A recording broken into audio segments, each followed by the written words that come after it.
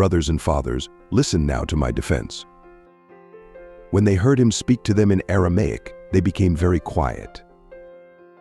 Then Paul said, "I am a Jew, born in Tarsus of Cilicia, but brought up in this city. I studied under Gamaliel and was thoroughly trained in the law of our ancestors. I was just as zealous for God as any of you are today. I persecuted the followers of this way to their death, arresting both men and women and throwing them into prison, as the high priest and all the council can themselves testify. I even obtained letters from them to their associates in Damascus and went there to bring these people as prisoners to Jerusalem to be punished. About noon, as I came near Damascus, suddenly a bright light from heaven flashed around me. I fell to the ground and heard a voice say to me, 'Saul, Saul, why do you persecute me?' 'Who are you, Lord?' I asked. 'I am Jesus of Nazareth, whom you are persecuting,' he replied. My companions saw the light, but they did not understand the voice of him who was speaking to me. 'What shall I do, Lord?' I asked. 'Get up,' the Lord said, "and go into Damascus.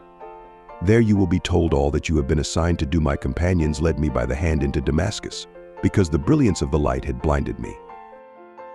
A man named Ananias came to see me. He was a devout observer of the law and highly respected by all the Jews living there. He stood beside me and said, 'Brother Saul, receive your sight,' and at that very moment I was able to see him. Then he said, 'The God of our ancestors has chosen you to know his will and to see the righteous one and to hear words from his mouth. You will be his witness to all people of what you have seen and heard. And now what are you waiting for? Get up, be baptized, and wash your sins away, calling on his name.' When I returned to Jerusalem and was praying at the temple, I fell into a trance and saw the Lord speaking to me. 'Quick,' he said, 'leave Jerusalem immediately, because the people here will not accept your testimony about me.' 'Lord,' I replied, 'these people know that I went from one synagogue to another to imprison and beat those who believe in you. And when the blood of your martyr Stephen was shed, I stood there giving my approval and guarding the clothes of those who were killing him.' Then the Lord said to me, 'Go, I will send you far away to the Gentiles.' The crowd listened to Paul until he said this. Then they raised their voices and shouted, 'Rid the earth of him.